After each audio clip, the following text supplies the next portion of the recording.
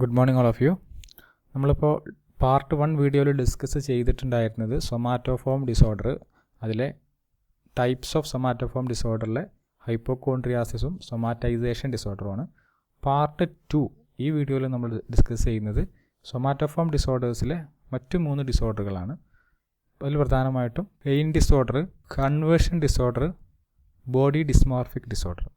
Okay, somatoform disorder നമ്മൾ പറഞ്ഞു bodily ആയിട്ടുള്ള സിംറ്റംസ്, ഒരു ഫിസിക്കലായിട്ടുള്ള ഒരു ബോഡിലി ഇൽനെസ്സിൻ്റെ സിംറ്റംസ് കാണിക്കും. പക്ഷേ മെഡിക്കൽ ഇവാലുവേഷനിൽ അങ്ങനെ ഒരു സിംറ്റംസ് പ്രൂവ് ചെയ്യാൻ വേണ്ടിയിട്ട് സാധിക്കില്ല എന്നാണ് പറഞ്ഞത്. അതുകൊണ്ട് തന്നെ പേഷ്യൻസിന് സബ്ജക്റ്റീവായിട്ടുള്ള ഡിസ്ട്രസ്, അതുപോലെ തന്നെ functional impairment, educational, occupational, social, ഇൻ്റർപേഴ്സണലായിട്ടുള്ള ഏരിയാസിൽ അവർക്ക് ഫങ്ഷണൽ ആയിട്ടുള്ള ഇമ്പയർമെൻറ്റ് വരും എന്ന് പറഞ്ഞു. കാരണം സബ്ജക്റ്റ് പേഷ്യൻസ് അവരുടെ ബിലീഫ് അനുസരിച്ച് അവർക്ക് സീരിയസ് ആയിട്ടുള്ള ഒരു ഇൽനെസ് അല്ലെങ്കിൽ ഒരുപാട് ഇൽനെസ് ഉണ്ട് എന്നുള്ളൊരു വിശ്വാസമായിരിക്കും. ഓക്കെ, യഥാർത്ഥത്തിൽ അവർക്ക് ഫിസിക്കലായിട്ടുള്ള കംപ്ലയിൻ്റ് അല്ല, സൈക്കോളജിക്കലായിട്ടുള്ള ഡിസോർഡർ ആയിരിക്കും. ഇങ്ങനെ ഒരു ബോഡിലി കംപ്ലയിൻറ്റ് അല്ലെങ്കിൽ ബോഡിലി ആയിട്ടുള്ള ഇൽനെസ് അവർക്ക് ഉണ്ട് എന്നുള്ള സിംറ്റംസ് മാനിഫെസ്റ്റ് ചെയ്യുന്നത് അവരുടെ ഇമോഷണൽ ആയിട്ടുള്ള സൈക്കോളജിക്കലായിട്ടുള്ള പ്രോബ്ലംസ് കൊണ്ടായിരിക്കും അല്ലേ. ഓക്കെ, അതിൽ ഇനി ഈ ഒരു വീഡിയോയിൽ നമ്മൾ ഡിസ്കസ് ചെയ്യാൻ പോകുന്നത് പ്രധാനമായിട്ടും പെയിൻ ഡിസോർഡറും കൺവേർഷൻ ഡിസോർഡറും ബോഡി ഡിസ്മോർഫിക്കുമാണ്. എന്താണ് പെയിൻ ഡിസോർഡർ? വളരെ സിമ്പിളായിട്ട് പറഞ്ഞാൽ വളരെ സിവിയറായിട്ട് അല്ലെങ്കിൽ പേഴ്സിസ്റ്റൻ്റ് ആയിട്ടുള്ള ബോഡിയുടെ പല ഏരിയാസിൽ നമുക്ക് വരുന്ന വേദനകളാണ്. അല്ലെങ്കിൽ ബോഡിയുടെ പല ഭാഗത്തും നമുക്ക് ഓരോ പാർട്സിലായിരിക്കാം അല്ലെങ്കിൽ ഒന്നിലധികം ഏരിയാസിലൊക്കെ ഇങ്ങനെ അമിതമായിട്ടുള്ള സിവിയർ ആയിട്ടുള്ള വേദനകൾ ഫീൽ ചെയ്യും. അത് നമ്മൾ സൊമാറ്റോഫോം ഡിസോർഡറിൽ പറഞ്ഞ പോലെ തന്നെ അവർ ഇൻറ്റൻഷനലി ചെയ്യുന്നതല്ല, അൺഇൻറ്റൻഷനലി പ്രൊഡ്യൂസ് ചെയ്യുന്നതാണ്. അല്ലെങ്കിൽ അവർ ഫേക്കായിട്ട് അവരുടെ ബോധത്തോടു കൂടി ചെയ്യുന്നതല്ല, അവർ പോലും അറിയാതെ കാണിക്കുന്ന അല്ലെങ്കിൽ സാധാരണ നോർമലായിട്ട് വരുന്ന ബോഡിയിൽ വരുന്ന വേദന പോലെ തന്നെ അവർക്ക് സബ്ജക്റ്റീവ്ലി എക്സ്പീരിയൻസ് ചെയ്യുന്ന വേദനകളായിരിക്കും. നമ്മൾ മറ്റ് സൊമാറ്റോഫോം ഡിസോർഡേഴ്സിൽ പറഞ്ഞ പോലെ തന്നെ ഇവർക്കൊരു എക്സ്റ്റേണൽ ആയിട്ടുള്ള ഇൻസെൻറ്റീവ് ഉണ്ടാകും. പക്ഷെ അവർക്ക് പോലും അറിയില്ല ഈ എക്സ്റ്റേണൽ ആയിട്ടുള്ള ഈ ഒരു കാരണം കൊണ്ടാണ്, അല്ലെങ്കിൽ ഈ ഇൻസെൻറ്റീവിന് വേണ്ടിയിട്ടാണ് അല്ലെങ്കിൽ ഈ എക്സ്റ്റേണൽ ഈ മോട്ടിവേഷന് വേണ്ടിയിട്ടാണ് അവർക്കിങ്ങനെ ബോഡിലി പെയിന് ഫീൽ ചെയ്യുന്നത് എന്നുള്ളത് അവർക്കറിയില്ല. ഇത് DSM-5 ഇങ്ങനെ ഒരു ഡിസോർഡർ ഇല്ല. DSM-4 TRലാണ് ഇങ്ങനെ പറയുന്നത്. DSM-5 നമ്മുടെ ഹൈപ്പോകോൺട്രിയാസിൻ്റെ ഒരു വേരിയേഷനായിട്ടാണ് ഇത് പറയുന്നത്. ഓക്കെ, ഞാൻ പറഞ്ഞിട്ടുണ്ടായിരുന്നു ചെറിയ ഇൻക്ലൂഷനും എക്സ്ക്ലൂഷൻ ക്രൈറ്റീരിയ DSM-4 TRലും DSM-5 മാറ്റം ഉണ്ട് എന്നുള്ളത്. ഇതിനെ സൈക്കോജനിക് പെയിൻ ഡിസോർഡർ, അതുപോലെ തന്നെ സൊമാറ്റോഫോം പെയിൻ ഡിസോർഡർ എന്നൊക്കെ അറിയപ്പെടുന്നുണ്ട്. പെയിൻ ഡിസോർഡറിനെ പൂർണ്ണമായിട്ടും ഹൈപ്പോകോൺട്രിയാസിൽ മാത്രം ഉൾപ്പെടുത്തിയിട്ടില്ല. ഈ അൺസ്പെസിഫൈഡ് സൊമാറ്റിക് സിംറ്റംസ് എന്ന് പറഞ്ഞൊരു DSM-5 ഒരു സ്പെഷ്യൽ കാറ്റഗറി ഉണ്ട്. ആ സ്പെഷ്യൽ കാറ്റഗറിയിലും കൂടിയാണ്. അപ്പോൾ ഈ നിലവിൽ കാണിക്കുന്ന DSM-4 TRൽ പറയുന്ന ഈ സിംറ്റംസിനെ 2 വേരിയൻ്റായിട്ട് ഡിവൈഡ് ചെയ്തിട്ടാണ് DSM-5 പറയുന്നത്. ഓക്കെ, സെപ്പറേറ്റ് കാറ്റഗറി അല്ല. സൊമാറ്റൈസേഷനിൽ പറഞ്ഞിട്ടുള്ള വേരിയസ് ആയിട്ടുള്ള മറ്റ് കംപ്ലൈൻറ്റുകൾ ഇവർക്ക് കാണില്ല. ബോഡിയുടെ ഏതെങ്കിലും ഒരു ഭാഗങ്ങളിൽ അല്ലെങ്കിൽ വേദനകൾ മാത്രമേ അവർക്ക് വരുള്ളൂ. പക്ഷെ അത് മറ്റൊരു ഡിസീസിൻ്റെ ഒരു ഭാഗമാണെന്നുള്ള വിശ്വാസമൊന്നും അവർക്ക് ഉണ്ടാവില്ല. നമ്മൾ നേരത്തെ പറഞ്ഞ പോലെ തന്നെ ഇവർക്കും മെഡിക്കൽ ഇവാലുവേഷനിൽ ഈ ഒരു രോഗം കണ്ടെത്താൻ വേണ്ടി സാധിക്കില്ല. അതുകൊണ്ട് തന്നെ ഇവർ ചിലപ്പോൾ ഡോക്ടറുടെ അടുത്ത് പോയിട്ട് സാധാരണ ശാരീരികമായിട്ടുള്ള ബോഡിലി ഇൽനെസ്സിന് ചികിത്സ ചെയ്യുന്ന പോലെ ചികിത്സ ചെയ്തുകൊണ്ടിരിക്കുന്നുണ്ടാവും ഇപ്പോഴും. അങ്ങനൊരു ഫിസിക്കൽ കംപ്ലയിൻറ്റ് കാണാൻ പറ്റാത്തതുകൊണ്ട് ചിലപ്പോൾ ഒരു വ്യത്യസ്തമായിട്ടുള്ള ഇവാലുവേഷൻ അവർ വിധേയമാവും. വ്യത്യസ്ത ഡോക്ടറുടെ അടുത്ത് പോകാനൊക്കെ രോഗം കണ്ടെത്താൻ പറ്റാത്ത ഒരവസ്ഥയിലേക്കായിരിക്കും. ഓക്കെ, ഇത് നമുക്കറിയാം, ഒരാളുടെ വേദന അനുഭവപ്പെടുക എന്നുള്ള അവരുടെ ഒരു ഫീലിംഗ് അതൊരു സബ്ജക്റ്റീവ് ഫീലിംഗ് ആണ്. ഒരിക്കലും അത് മെഡിക്കൽ ഇവാലുവേഷനിൽ അല്ലെങ്കിൽ അവർ ഫേക്കായിട്ട് ചെയ്യുന്നതാണോ, അവർ അഭിനയിക്കുകയാണോ, യഥാർത്ഥത്തിൽ അവർക്ക് തോന്നുന്നുണ്ടോ എന്ന് നമുക്ക് കണ്ടെത്താൻ വേണ്ടി വളരെ ബുദ്ധിമുട്ടാണ്. കാരണം അത് സബ്ജക്റ്റീവ് ഫീലിംഗ് ആണ്. ബോഡിയുടെ ഒരു പാർട്ടിൽ, ഫോർ എക്സാമ്പിൾ അവരുടെ ലെഗിലൊരു വേദന ഉണ്ടെന്ന് പറയുമ്പോൾ അത് അവർക്ക് ഫീൽ ചെയ്യുന്നുണ്ടെങ്കിൽ അത് അവരുടെ സബ്ജക്റ്റീവ് ആയിട്ടുള്ള ഒരു ഫീലിംഗ് ആണ് അല്ലേ, സബ്ജക്റ്റീവ് ഫീലിംഗ്. അത് വേറെ ആർക്കും ഒബ്ജക്റ്റീവ്ലി ഐഡൻറ്റിഫൈ ചെയ്യുക എന്നുള്ളത് വളരെ ബുദ്ധിമുട്ടാണ്. അതുകൊണ്ട് തന്നെ പെയിൻ ഡിസോർഡർ ഡയഗ്നോസിസ് ചെയ്യാൻ വേണ്ടിയിട്ട് സൈക്കോളജിക്കലായിട്ടുള്ള പ്രോബ്ലം കൊണ്ടാണോ അതോ ഫിസിക്കലായിട്ട് ശരിക്കും വേദന ഉണ്ടോ എന്നുള്ള കാര്യത്തിൽ ഡയഗ്നോസ് ചെയ്യാൻ വേണ്ടിയിട്ട് ബുദ്ധിമുട്ടാണ്. സാധാരണഗതിയിൽ അവർക്ക് ആ ഒരു ബോഡി പാർട്സിൽ അവർ പറയുന്ന ഐഡൻറ്റിഫൈ ചെയ്യുന്ന ബോഡി പാർട്സിൽ ഫിസിക്കലായിട്ടുള്ള ഓട്ടോമൊബൈലായിട്ടുള്ള ഡാമേജുകളൊന്നും പറ്റിയിട്ടില്ലെങ്കിൽ അല്ലേ, ഡാമേജുകളൊന്നും ഇല്ലെങ്കിൽ സാധാരണഗതിയിൽ അവിടെ വേദന വരാൻ ചെയ്യേണ്ടതായിട്ടുള്ള ആവശ്യകതയില്ല അല്ലേ. അപ്പോൾ അത് സൈക്കോജനിക് ആയിരിക്കാം, മേ ബി അല്ലേ, സൈക്കോജനിക് ആയിരിക്കാം. ഡയഗ്നോസ് ചെയ്യാൻ വളരെ ബുദ്ധിമുട്ടാണ്. അതുകൊണ്ട് തന്നെ ഇപ്പോൾ DSM-4 TR ഇതിൻ്റെ കൃത്യമായിട്ട് പോപ്പുലേഷൻ അന്ന് കൃത്യമായിട്ട് അറിയില്ല, അല്ലെ, അൺനൗൺ ആണ്. കൃത്യമായിട്ട് എത്ര പോപ്പുലേഷനിൽ എത്ര ആൾക്കാർക്ക് ഇത് ഉണ്ട് എന്നറിയില്ല. ഒരു 10 മുതൽ 12 വരെ ഉള്ള പോപ്പുലേഷനിൽ ഇതുണ്ട് എന്നുള്ളതാണ് DSM-5 പറയുന്നത്. പക്ഷേ എന്നാലത് കൃത്യമായിട്ടുള്ള ഒരു സ്റ്റാറ്റിസ്റ്റിക്സ് അല്ല.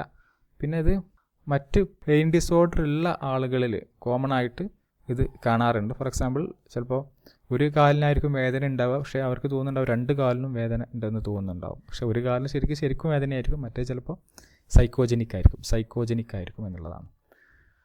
ഓക്കെ, അതുപോലെ തന്നെ ഇത് ഫ്രീക്വൻ്റ്ലി മെന്നിലും വുമനിലും ഈക്വൽ ആയിട്ടുള്ള സാധ്യതകളാണ്. അതും ചില സ്റ്റഡീസ് പറയുന്നുണ്ട് അങ്ങനെ ഒരു ജെൻഡർ റേഷ്യോ ഇല്ല എന്നാണ് പറയുന്നത്. പല ബുക്കിലും പല പോലെയാണ്. അപ്പോൾ അതുപോലെ തന്നെ മറ്റു ആങ്സൈറ്റി ഡിസോർഡറിൻ്റെ കൂടെ ഇത് കാണാനുള്ള സാധ്യത കൂടുതലാണ് എന്നുള്ളതാണ്. ഇവർക്ക് ഈ ബോഡിയിൽ വേദന, ബോഡിയുടെ ഒരു ഭാഗത്ത് അല്ലെങ്കിൽ വ്യത്യസ്തമായിട്ടുള്ള ഭാഗങ്ങളിൽ ഇത്ര പേഴ്സിസ്റ്റൻ്റ് ആയിട്ടുള്ള സിവിയർ ആയിട്ടുള്ള വേദന അനുഭവപ്പെടുന്നതുകൊണ്ട് തന്നെ ഇവർക്ക് ഇവരുടെ വർക്ക് ചെയ്യാൻ അല്ലെങ്കിൽ അവരുടെ ഫങ്ഷണൽ ഇമ്പയർമെൻറ്റ് വരും. ഡിസ്ട്രെസ് ഉണ്ടാവും ഇത് ഡയഗ്നോസ് ചെയ്യാൻ പറ്റാത്തതുകൊണ്ട്. അത് ഒപ്പം തന്നെ പാരലായിട്ട് ഇവർക്ക് വർക്ക് ചെയ്യുമ്പോൾ സാധാരണഗതിയിൽ നമുക്കൊരു വേദന ഉണ്ടെങ്കിൽ അല്ലെങ്കിൽ നമ്മുടെ ലെഗിന് വേദന ഉണ്ടെങ്കിൽ നമുക്ക് നടക്കാൻ വേണ്ടി ബുദ്ധിമുട്ടുണ്ടാവും, അല്ലെങ്കിൽ ഒരു ഹാർഡ് വർക്ക് ചെയ്യാൻ വേണ്ടിയിട്ട് ബുദ്ധിമുട്ടുണ്ടാവും. അപ്പോൾ അതുകൊണ്ട് തന്നെ ഇവർക്ക് വർക്ക് ചെയ്യാൻ വേണ്ടി പറ്റില്ല. അവരുടെ ഡെയിലി ആക്ടിവിറ്റീസിലൊക്കെ അതുകൊണ്ട് തന്നെ യൂഷ്വലായിട്ട് വരുന്ന ഇമ്പയർമെൻറ്റുകൾ വരുമെന്നുള്ളതാണ്. അതുകൊണ്ട് തന്നെ ഇവർക്ക് സോഷ്യലായിട്ടുള്ള ഐസൊലേഷന് അല്ലെങ്കിൽ സോഷ്യൽ ഇൻ്ററാക്ഷൻ കുറവായിരിക്കും. കാരണം ഇവരൊരു രോഗിയെ പോലെ ഒരു ഭാഗത്ത് ഇരിക്കുക മാത്രമേ ചെയ്യുന്നുണ്ടാവുള്ളൂ ഒരു മാക്സിമം. അല്ലാതെ അവർക്ക് നടന്നു പോകാനോ അല്ലെങ്കിൽ നമ്മുടെ മറ്റ് ഫിസിക്കൽ ആക്ടിവിറ്റിയിൽ ഏർപ്പെടാനൊന്നും പറ്റില്ല. ഒരു ഫിസിക്കൽ ആക്ടിവിറ്റിയൊക്കെ അവർ തന്നെ മാക്സിമം അവോയ്ഡ് ചെയ്യും. മേ ബി ഈ സോഷ്യൽ ഇൻ്ററാക്ഷൻ കുറയുന്നതുകൊണ്ട് അവർക്ക് ഡിപ്രഷൻ വരാനുള്ള സാധ്യതയുണ്ട്. ഒപ്പം തന്നെ അവർക്ക് തന്നെ അവരുടെ ഹെൽത്ത് കുറഞ്ഞു വരുന്ന പോലെയുള്ള ഫീലിങ്സൊക്കെ വരും. അതുകൊണ്ട് തന്നെ അവരുടെ എല്ലാ ആക്ടിവിറ്റീസിലും അത് ബാധിക്കും. ഓക്കെ, ഇതിൻ്റെ കോസൽ ഫാക്ടറും തന്നെ നമ്മളിപ്പോൾ ഹൈപ്പോകോൺട്രാസ്റ്റിൽ നമുക്ക് കൃത്യമായിട്ടൊക്കെ പറയാൻ പറ്റുന്നുണ്ട്. പക്ഷേ പെയിൻ ഡിസോർഡറിൽ നമുക്ക് ഒരിക്കലും ഇതിൻ്റെ കോസൽ ഫാക്ടർ പലതും അൺനോൺ ആണ്, അറിയാത്തതാണ്. ചില ബുക്കുകളിൽ നമ്മുടെ സിനോപ്സിസ് ഓഫ് സൈക്യാട്രിയിലൊക്കെ പറയുന്നത് ഇതിന് സൈക്കോഡൈനാമിക് ആയിട്ടുള്ള ഒരുപാട് ഫാക്ടേഴ്സ് പറയുന്നത്. പക്ഷേ അതും ഒരു കോൺട്രിബ്യൂട്ടറി ആയിട്ടുള്ള ഫാക്ടേഴ്സാണ്, പൂർണ്ണമായിട്ട് നമുക്ക് പറയാൻ പറ്റില്ല. ഫോർ എക്സാമ്പിൾ, ഈ ഡിഫെൻസ് മെക്കാനിസം, ഒരു സൈക്കോഅനാലിറ്റിക് പെർസ്പെക്റ്റീവിൽ പറയുന്നത് ഡിഫെൻസ് മെക്കാനിസം. കാരണം ഒരു പെയിനിൽ നമുക്ക് സൈക്കോളജിക്കലായിട്ട് വരുന്ന സപ്രസ് ചെയ്തിട്ടുള്ള പല കാര്യങ്ങൾ, അത് ഇമോഷണൽ പ്രൊവോക്കിംഗ് ആണെങ്കിൽ അതിനെ ഡിസ്പ്ലേസ് ചെയ്തിട്ട് ബോഡിയുടെ ചില ഭാഗങ്ങളിൽ അതിൻ്റെ ഒരു വേദനയായിട്ട് അനുഭവപ്പെടും എന്നുള്ളതാണ് പറയുന്നത്. അതുപോലെ തന്നെ ചിലപ്പോൾ അത് ഒരു സിംബോളിക് ആയിട്ടുള്ള മാനിഫെസ്റ്റേഷൻ ആയിരിക്കാം. നമ്മൾ സപ്രസ് ചെയ്യുന്ന പല ഇമോഷൻസിൻ്റെയും എക്സ്പ്രസ് ചെയ്യാൻ പറ്റുന്ന രീതിയിൽ, അഥവാ സിംബോളിക്കലി എക്സ്പ്രസ് ചെയ്യുന്നതായിരിക്കാം ഈ വേദനകൾ എന്നൊക്കെയുള്ള രീതിയിലൊക്കെ പല എക്സ്പ്ലനേഷൻസും പറയുന്നുണ്ട്. അതുപോലെ തന്നെ ബിഹേവിയറൽ പേഴ്സ്പെക്റ്റീവ് പറയുന്നത് നമ്മൾ ഇത്തരം വേദനകൾ ഉണ്ടാവുന്ന ഈ ഒരു ബിഹേവിയറിനെ അല്ലെങ്കിൽ ഇങ്ങനെ ഒരു സബ്ജക്റ്റീവ് ഫീലിംഗ് നമുക്ക് തോന്നാൻ കാരണം നമ്മളതിനെ റീഇൻഫോഴ്സ്മെൻറ്റ് ചെയ്യുന്നതുകൊണ്ടാണ് എന്നുള്ളതാണ്. അല്ലെങ്കിൽ പെയിന് അനുഭവപ്പെടുന്ന ഒരു വ്യക്തിക്ക് കൂടുതൽ അറ്റൻഷനും ലവും അതുപോലെ തന്നെ കെയറിങ്ങും കിട്ടാനുള്ള സാധ്യതയുണ്ട് അല്ലേ. അപ്പോൾ അതുകൊണ്ട് തന്നെ നമ്മൾ മറ്റ് സൊമാറ്റോഫോം ഡിസോർഡറിൽ പറഞ്ഞ പോലെ തന്നെ ഒരു അറ്റൻഷൻ സീക്കിംഗ് ആയിട്ട് അല്ലെങ്കിൽ മറ്റുള്ളവരുടെ പരിഗണനയും അത് ശ്രദ്ധയൊക്കെ കിട്ടാൻ വേണ്ടിയിട്ട് സാധാരണഗതിയിൽ ഇങ്ങനെ അൺകോൺഷ്യസ്ലി ചെയ്യുന്നതായിരിക്കാമെന്നുള്ളതാണ്. നേരത്തെ പറഞ്ഞ പോലെ ഇതും അവർ ഇൻറ്റൻഷനലി ചെയ്യുന്നതല്ല. എക്സ്റ്റേണൽ ഇൻസെൻറ്റീവ് ഉണ്ടാവും, പക്ഷേ ഇൻറ്റൻഷനലി ചെയ്യുന്നതല്ല. അവർക്ക് പോലും അറിയില്ല ഇതൊരു സൈക്കോളജിക്കലായിട്ടുള്ള പ്രോബ്ലം കൊണ്ട് അല്ലെങ്കിൽ ഒരു മാനിഫെസ്റ്റേഷനാണെന്ന് അവർക്ക് അറിയുന്നുണ്ടാവില്ല. അവർ റിയലാണ് എന്ന രീതിയിലായിരിക്കും അവർക്ക് ഫീൽ ചെയ്യുന്നത്. ഒപ്പം തന്നെ പെയിൻ ഡിസോർഡർ പലപ്പോഴും ചിലപ്പോൾ ഈ ഇൻ്റർപേഴ്സണലായിട്ടുള്ള കോണ്ടാക്റ്റ് വർദ്ധിപ്പിക്കാൻ വേണ്ടിയിട്ടൊക്കെ വരും. ഇപ്പോൾ ഈ റിലേഷൻഷിപ്പിലൊക്കെ പ്രശ്നമുള്ള ആൾക്കാർക്ക് മീൻസ് സംതിങ് റിലേഷൻഷിപ്പിൽ പ്രോബ്ലം വരുമ്പോൾ ഇങ്ങനെ എന്തെങ്കിലും ബോഡിലി ഇൽനെസ് കാണിക്കും. അത് ബോഡിയുടെ ഒരു ഡിഫെൻസ് മെക്കാനിസമാണ്. കാരണം ഓപ്പോസിറ്റ് ആയിട്ടുള്ള വ്യക്തിയിൽ നിന്ന് അട്രാക്ഷൻ കിട്ടാൻ വേണ്ടിയിട്ട്, അല്ലെങ്കിൽ അട്രാക്ഷൻ മീൻസ് അവർ കൂടുതൽ സംരക്ഷിക്കാൻ വേണ്ടിയിട്ട്, അല്ലെങ്കിൽ അവർ വീണ്ടും അവരുടെ അടുത്ത് വരാൻ വേണ്ടിയിട്ട്, അല്ലെങ്കിൽ അവർക്ക് സുരക്ഷ കൊടുക്കാൻ വേണ്ടി വരാൻ വേണ്ടിയിട്ടുള്ള ഒരു ഡിഫെൻസ് മെക്കാനിസമായിട്ട് കാണാറുണ്ട്. അപ്പോൾ ഇതിൽ പ്രധാനമായിട്ടുള്ളത് ഇവരുടെ ഡയഗ്നോസിസ് എന്നുള്ളത് വളരെ റിസ്കി ആയിട്ടുള്ള കാര്യമാണ്. കാരണം ഈ പെയിൻ എന്നുള്ളത് സാധാരണ സബ്ജക്റ്റീവ് ഫീലിംഗ് ആണ്. ഒപ്പം തന്നെ വേറെ എന്തെങ്കിലും കാരണം കൊണ്ടാണോ, ഫിസിക്കൽ കംപ്ലൈൻറ്റ് കൊണ്ടാണോ എന്നുള്ളത് ഡയഗ്നോസ് ചെയ്യാൻ ഈ ഒരു ഫിനോമിനോളജിക്കൽ ആയിട്ടുള്ള ഒരു എക്സ്പീരിയൻസ് ആയതുകൊണ്ട് തന്നെ ഫിനോമിനോളജിക്കൽ വേൾഡിൽ നിന്ന് കണ്ടാണ് അവർ പറയുന്നത് എനിക്ക് വേദന ഉണ്ടെന്നുള്ളത്. അപ്പോൾ അത് ഐഡൻറ്റിഫൈ ചെയ്യാൻ വേണ്ടി ഒബ്ജക്റ്റീവ്ലി ഐഡൻറ്റിഫൈ ചെയ്യാൻ വേണ്ടിയിട്ടുള്ള ബുദ്ധിമുട്ടുകളുണ്ട് എന്നുള്ളതാണ്. പിന്നെ പെയിൻ ഡിസോർഡറിൻ്റെ ഒരു ട്രീറ്റ്മെൻറ്റ് നമ്മൾ പറയുകയാണെങ്കിൽ ബിഹേവിയറൽ ടെക്നിക്സാണ് യൂസ് ചെയ്യാറുള്ളത്. പക്ഷേ ബിഹേവിയറൽ ടെക്നിക്സ് ഒപ്പം തന്നെ ഹിപ്നോസിസ് ഒക്കെ തന്നെ സൈക്കോഅനാലിറ്റിക് വ്യൂ പോയിൻറ്റിലുള്ള ചികിത്സാ രീതിയാണ്. കാരണം പെയിൻ എന്നുള്ളത് ഇത്തരത്തിലുള്ള ഡിസ്പ്ലേസ്മെൻറ്റ് ചെയ്യുന്നതാണെങ്കിൽ, ഡിഫെൻസ് മെക്കാനിസം ആണെങ്കിൽ അതിനെ കൃത്യമായിട്ട് മനസ്സിലാക്കാൻ വേണ്ടിയിട്ടും അതുപോലെ തന്നെ സപ്രസ്ഡ് ആയിട്ടുള്ള ഇമോഷൻസിനെ കൃത്യമായിട്ട് ചാനലൈസ് ചെയ്യാൻ വേണ്ടിയിട്ടും ഇത്തരം ഹിപ്നോസിസ് മെൻ്റൽ സ്റ്റേറ്റുകൾ യൂസ് ചെയ്തിട്ടുണ്ട്. ഓക്കെ, പക്ഷേ ഇന്ന് വൈഡ്ലി യൂസ് ചെയ്യുന്ന ടെക്നിക്സ് അല്ല, ഇന്ന് ഒന്നും കൂടി കൊഗ്നിറ്റീവ് ബിഹേവിയറൽ അപ്രോച്ചുകളാണ്. അതുകൊണ്ട് തന്നെ കൊഗ്നിറ്റീവ് ബിഹേവിയറൽ ട്രീറ്റ്മെൻറ്റൊക്കെയാണ് അവൈലബിൾ ആയിട്ടുള്ളത്.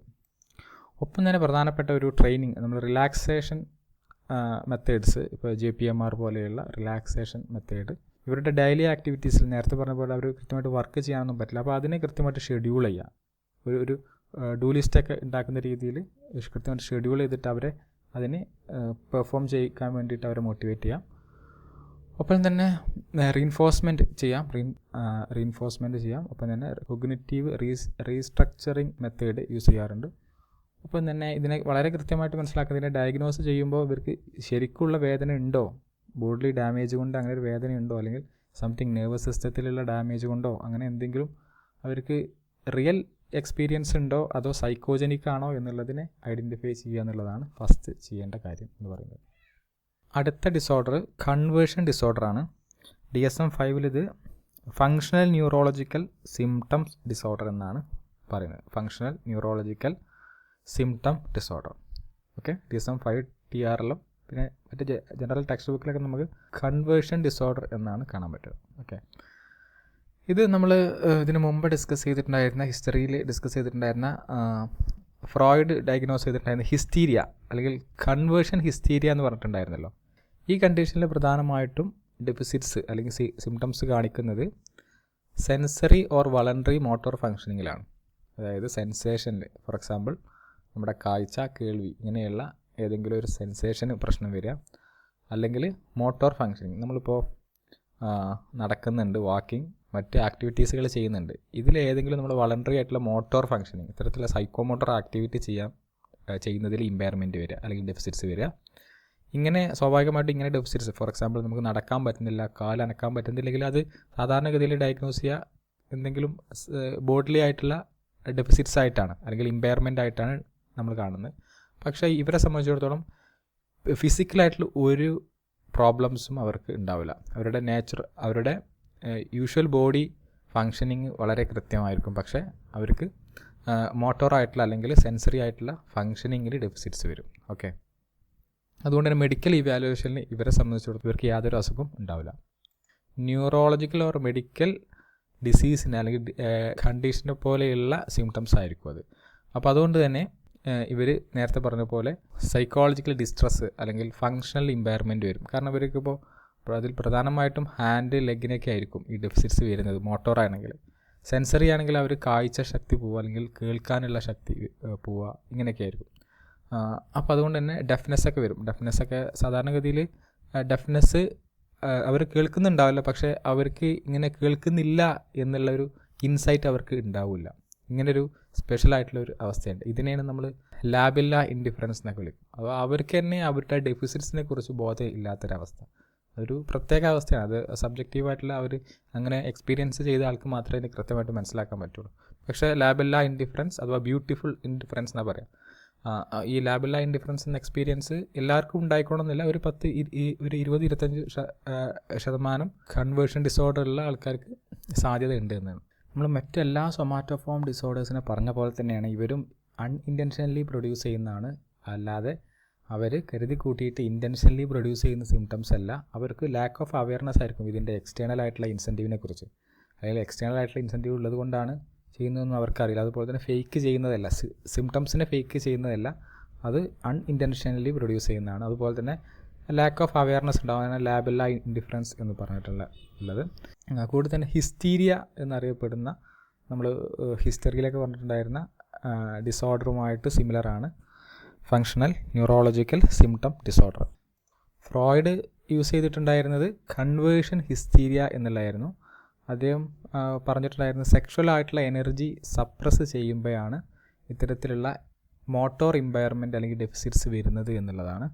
ഫ്രോയിഡ് ഒരു എക്സാമ്പിളായിട്ട് പറഞ്ഞിട്ടുണ്ടായിരുന്നത് ഹാൻഡ് പാരാലിസിസ് അല്ലെങ്കിൽ ഹാൻഡ് മൂവ്മെൻറ്റിലൊക്കെ ഡെഫിസിറ്റ്സ് വരിക, മരവിപ്പൊക്കെ ഫീൽ ചെയ്യുന്ന ഒരുപാട് അവസ്ഥകൾ അദ്ദേഹം അന്ന് ട്രീറ്റ് ചെയ്തിട്ടുണ്ടായിരുന്നു.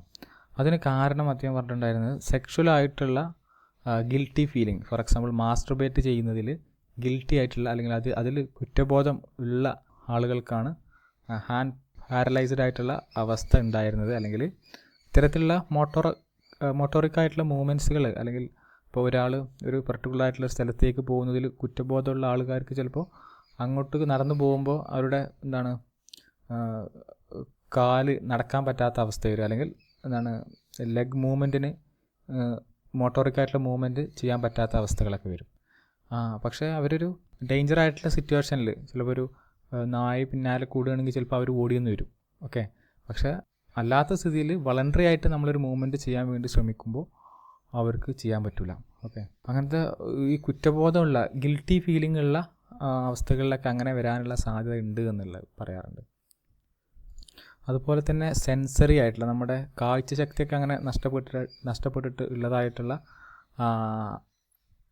ആർട്ടിക്കിൾസ് നമുക്ക് നെറ്റിൽ സെർച്ച് ചെയ്തൊക്കെ നിങ്ങൾക്ക് വായിക്കാൻ കിട്ടും. ഫോർ എക്സാമ്പിൾ, ഇപ്പോൾ ഒരു സ്ഥലത്തേക്ക് നോക്കുന്നതിൽ വളരെ പാപമാണെന്ന് വിശ്വസിക്കുന്ന ആൾക്കാരാണെങ്കിൽ അവർക്ക് അങ്ങനെ സിറ്റുവേഷനിൽ ചെയ്യേണ്ടതായിട്ടുള്ളൊരു അവസ്ഥ വരികയാണെങ്കിൽ അപ്പോൾ അതിനോട്ടുള്ളൊരു ഗിൽറ്റി അല്ലെങ്കിൽ ഒരു കുറ്റബോധം കൂടുകയും ഇനി അത് ആവർത്തിക്കാതിരിക്കാൻ വേണ്ടി മൈൻഡ് തന്നെ ഒരു ഡിഫെൻസ് മെക്കാനിസം അല്ലെങ്കിൽ മൈൻഡ് തന്നെ ഒരു റിയാക്റ്റീവ് മെക്കാനിസം ചെയ്യുന്നതാണ് പലപ്പോഴും ഇത്തരം ഡെഫിസിറ്റ്സ് എന്ന് പറഞ്ഞാൽ. അപ്പോൾ ചിലപ്പോൾ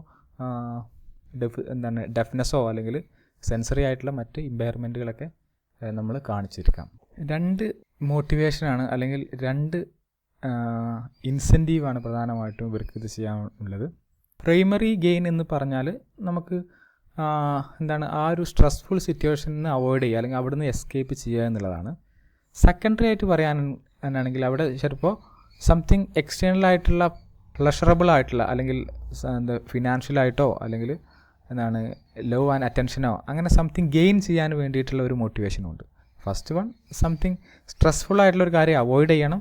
സെക്കൻഡ് വൺ എന്തായിരിക്കാം, അവർക്ക് സംതിങ് ഗെയിൻ ചെയ്യാൻ വേണ്ടിയിട്ട്. അപ്പോൾ എസ്കേപ്പ് ചെയ്യാൻ അല്ലെങ്കിൽ അവോയ്ഡ് ചെയ്യാൻ വേണ്ടിയിട്ടും ഗെയിൻ ചെയ്യാൻ വേണ്ടിയിട്ടും ഉപയോഗിക്കുന്ന ഒരു എസ്കേപ്പിസമാണ് പലപ്പോഴും ഈ കൺവേർഷൻ ഹിസ്റ്റീരിയ എന്നൊക്കെ പറയുന്നത്.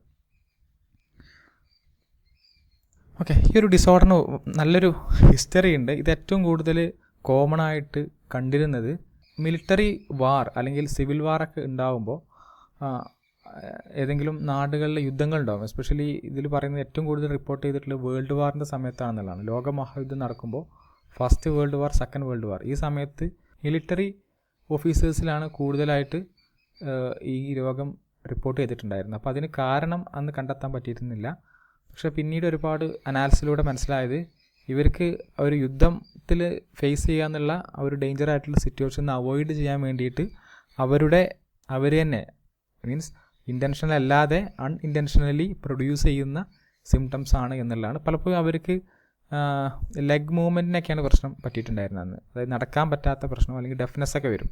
സ്വാഭാവികമായിട്ടും അങ്ങനെ ഇമ്പയർമെൻറ്റുള്ള ആളുകളെ യുദ്ധത്തിൽ പങ്കെടുപ്പിക്കാറില്ല, അവർക്ക് ലീവ് കിട്ടും അല്ലേ.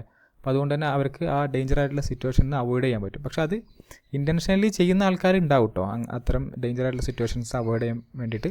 പക്ഷേ അത് അവർക്ക് അവയർനെസ് ഉണ്ടായിരുന്നില്ല, അവർ അവെയർ അല്ലാതെ ചെയ്യുന്നതായിരുന്നു. ഓക്കെ, ഫേക്കായി കാണിക്കുന്ന സിംറ്റംസ് ആയിരുന്നില്ല.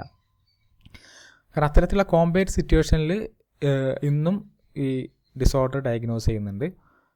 പക്ഷേ അതിന് ശേഷം ഒരുപാട് അവെയർനെസ്, ഫോർ എക്സാമ്പിൾ ഇന്നും തന്നെ നമ്മുടെ ഡിഫൻസ് ഇൻസ്റ്റിറ്റ്യൂട്ടുകളിലൊക്കെ തന്നെ PTSD ഇതൊക്കെ കണ്ടെത്താനും അല്ലെങ്കിൽ സ്ട്രെസ്ഫുൾ ആയിട്ടുള്ള അവസ്ഥ മിലിറ്ററി ഒഫീഷ്യൽസിനും അല്ലെങ്കിൽ അവിടുത്തെ ആൾക്കാർക്ക് വരാതിരിക്കാനുള്ള സൈക്കോ എഡ്യൂക്കേഷനും കൗൺസിലിങ്ങും ഇൻ്റർവെൻഷനൊക്കെ ഇന്ന് അവൈലബിൾ ആണ്.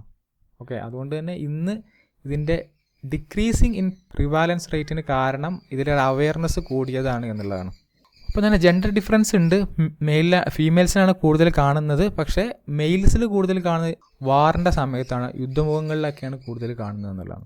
ഏത് ഏജിലും ഇത് ഓൺസെറ്റ് ചെയ്യാം, ഏത് സമയത്തും ഡെവലപ്പ് ചെയ്യാൻ തുടങ്ങാം. പക്ഷേ ഫസ്റ്റ് എപ്പിസോഡ് പലപ്പോഴും കാണിക്കുന്നത് ഏർലി അഡോളസൻസിലേക്കായിരിക്കും, അല്ലെങ്കിൽ ഏർലി അഡോളസൻസിലും അതുപോലെ തന്നെ ഏർലി അഡൽട്ടിലേക്കായിരിക്കും. അഡോളസൻസിൽ ഏത് സമയത്തും സ്റ്റാർട്ട് ചെയ്യാം. അഡൽട്ടിൽ ഏർലി അഡൽട്ടിലേക്കായിരിക്കും ഇത് പ്രധാനമായിട്ടും സ്റ്റാർട്ട് ചെയ്യുന്നത്. ഓക്കെ, ഇതിൻ്റെ റേഞ്ച് ഓഫ് സിംറ്റംസ് പ്രധാനമായിട്ടും 4 രീതിയിലുള്ള സിംറ്റംസ് ആണ്, 4 കാറ്റഗറീസ് ഓഫ് സിംറ്റംസ്. ഒന്ന് നേരത്തെ പറയുമ്പോൾ സെൻസറി സിംറ്റംസ് വരാം, മോട്ടോറിക് സിംറ്റംസ് വരാം, സിസേഴ്സ് വരാം, ഒപ്പം തന്നെ മിക്സഡ് പ്രസൻറ്റേഷൻ വരാം. അഥവാ ഈ 3 സിംറ്റംസും ഒരുമിച്ച് മിക്സ്ഡ് ആയിട്ടുള്ള അവസ്ഥയിലും വരാം. സെൻസറി സിംറ്റംസിൽ ഞാൻ നേരത്തെ പറഞ്ഞ പോലെ വിഷ്വൽ സിസ്റ്റത്തിലാണ് കൂടുതൽ പ്രശ്നം വരാറുള്ളത്. ഫോർ എക്സാമ്പിൾ ബ്ലൈൻഡ്നെസ് വരിക, ഒപ്പം തന്നെ ഡെഫ്നെസ്, ഓഡിറ്ററി സിസ്റ്റത്തിൽ ഡെഫ്നെസ് വരിക. അതുപോലെ തന്നെ സെൻസിറ്റീവ്, നമുക്ക് സൊമാറ്റോ സെൻസറി ആയിട്ടുള്ള ഫങ്ഷൻസിൽ പ്രശ്നം വരുന്നുണ്ട്. ഗ്ലോ അനസ്തേസിയ എന്ന് പറയും. ഫോർ എക്സാമ്പിൾ നമുക്ക് ഒരു കാര്യം ഫീൽ ചെയ്യാൻ വേണ്ടി പറ്റില്ല. ഓക്കെ, അതായത് നമ്മളൊരു ഹാൻഡ് ഗ്ലോ ഇടുമല്ലോ, അതുപോലെ കയറാം. ഹാൻഡ് ഗ്ലോ ഇട്ട് കഴിഞ്ഞാൽ നമുക്ക് അവിടെ തൊട്ട് ഫീൽ ചെയ്യാൻ പറ്റില്ലല്ലോ. അതുപോലെ ചില ഭാഗങ്ങളിൽ നമുക്ക് സൊമാറ്റോ സെൻസറി ആയിട്ടുള്ള അല്ലെങ്കിൽ ടച്ച് ചെയ്തിട്ട് അവിടെ ഫീൽ ചെയ്യാൻ വേണ്ടി പറ്റില്ല. അങ്ങനെ ഏത് സെൻസറി നമ്മൾ സാധാരണഗതിയിൽ പറയുന്ന, അതുപോലെ തന്നെ സ്മെല്ല് ചെയ്യുന്നതിലൊക്കെ പ്രശ്നം വരും. അങ്ങനെ ഏത് സെൻസറി ആയിട്ടുള്ള ഫങ്ഷൻസിലും ഏത് മൊഡാലിറ്റീസിലും പ്രശ്നം വരും. അതുപോലെ തന്നെ മോട്ടോർ ഫങ്ഷൻസിലും നേരത്തെ പറഞ്ഞ പോലെ യൂഷ്വലി ലെഗ്സിനാണ് പ്രശ്നം വരാറുള്ളത്. അതുപോലെ അഫോണിയ എന്ന് പറയും. അഥവാ സാധാരണഗതിയിൽ വളരെ പതുക്കെ മാത്രമേ അവർക്ക് സംസാരിക്കാൻ വേണ്ടി സാധിക്കുള്ളൂ, ഉറക്കെ പറയാൻ വേണ്ടി പറ്റില്ല. അത്തരത്തിലുള്ള മോട്ടോർ മൂവ്മെൻറ്റിന് പ്രശ്നം. പക്ഷെ അവർക്ക് സാധാരണ സംസാരിക്കാൻ ആവശ്യമുള്ള എല്ലാ ബോഡിലി ആയിട്ടുള്ള ഓർഗൻസും അവർക്ക് ഉണ്ടാവും. പക്ഷേ സൈക്കോളജിക്കലായിട്ടുള്ള ഡെഫിസിറ്റ്സ് കൊണ്ട് അവർക്ക് തോന്നും ഇതൊരു ബോഡിലി കംപ്ലൈൻ്റ് ആണ്, സംസാരിക്കാൻ പറ്റാത്ത പ്രശ്നമാണല്ലോ. അതുപോലെ തന്നെ നടക്കുന്നതിൽ ലെഗ്സിനൊക്കെ പ്രശ്നം വരും. അതുപോലെ തന്നെ ഹാൻഡ് മൂവ്മെൻറ്റിനൊക്കെ പ്രശ്നം വരുന്നത്, അല്ലെങ്കിൽ ബോഡിലി ടോട്ടൽ ബോഡിക്ക് തന്നെ പാരാലിസിസ് വരുന്ന അവസ്ഥകളുമുണ്ട്. അവരെ ചെക്ക് ചെയ്യുമ്പോൾ പൂർണ്ണമായിട്ടും അവർ ആരോഗ്യവാനായിരിക്കും, എല്ലാ കഴിവും ഉണ്ടാകും. പക്ഷേ അവർക്ക് എണീറ്റ് നിൽക്കാൻ പോലും പറ്റാത്ത പ്രശ്നം വരും. സീസേഴ്സ് വരുന്നതാണ് വേറൊരു പ്രധാനപ്പെട്ട സിംറ്റംസ്. അഥവാ എപ്പിലെപ്റ്റിക് സീസേഴ്സ് പോലെ, അഥവാ സാധാരണ ഒരു എപ്പിലെപ്സി ഉണ്ടാകുന്ന സമയത്തുള്ള അതേ സിംറ്റംസ് കാണിക്കും. ഓക്കെ, പക്ഷേ മെഡിക്കൽ ടെക്നോളജി നമ്മൾ ഉപയോഗിക്കുമ്പോൾ അവരുടെ EEG വേവ്സൊക്കെ പരിശോധിക്കുമ്പോൾ വളരെ അക്യുറേറ്റ് ആയിരിക്കും. അവർക്ക് യാതൊരു പ്രശ്നവും അതിൽ കാണില്ല. അങ്ങനെ ഒരു ഹൈറ്റൻഡ് ആയിട്ടുള്ള വേവ്സോ അല്ലെങ്കിൽ അത്തരത്തിലുള്ള ലോബ്സിലുള്ള കംപ്ലൈൻ്റ് ഒന്നും അവർക്ക് കാണാൻ വേണ്ടി പറ്റില്ല. EEG വേവ്സൊക്കെ നോർമലായിരിക്കും. പക്ഷേ അതുപോലെ തന്നെ നേരത്തെ പറഞ്ഞിട്ടുള്ള, ഇപ്പോൾ ഞാൻ നേരത്തെ പറഞ്ഞല്ലോ, ഇവർക്ക് മോട്ടോർ മൂവ്മെൻറ്റ് പ്രശ്നം ഉണ്ടെങ്കിലും ചിലപ്പോൾ ഒരു നായോ പട്ടിയൊക്കെ പിന്നാലെ കൂടി കഴിഞ്ഞാൽ അവർ ഓടും. ഓക്കെ, അതുപോലെ തന്നെ ഇവർക്ക് ഈ സെൻസറിയിലും പ്രശ്നം വരും. ഫോർ എക്സാമ്പിൾ ഒരാൾക്ക് സംസാരിക്കാൻ പറ്റില്ല, പതുക്കെ മാത്രമേ സംസാരിക്കുന്നുള്ളെങ്കിൽ ചിലപ്പോൾ സംതിങ് അവർക്കൊരു ഡേഞ്ചർ ഫീൽ ചെയ്യുമ്പോൾ നമ്മൾ ദൈവത്തിനൊക്കെ ഉറക്കനെ വിളിക്കുമല്ലോ, അള്ളാന്നൊക്കെ വിളിക്കുമല്ലോ, അല്ലെങ്കിൽ ഉപ്പാനൊക്കെ വിളിക്കും പേടിച്ചിട്ടല്ലേ. അതുപോലെയൊക്കെ അവരെന്ത് ചെയ്യും, ഉറക്കെ വിളിക്കും. അപ്പോൾ അവർക്ക് കൃത്യമായിട്ട് നമുക്കറിയാം അവർക്ക് അത്തരത്തിലുള്ള പെരിഫറലായിട്ടുള്ള അല്ലെങ്കിൽ സെൻട്രൽ നെർവസ് സിസ്റ്റത്തിലൊന്നും അവർക്ക് ബോഡിലായിട്ടുള്ള ഒരു കംപ്ലൈൻറ്റും ഉണ്ടാവില്ല.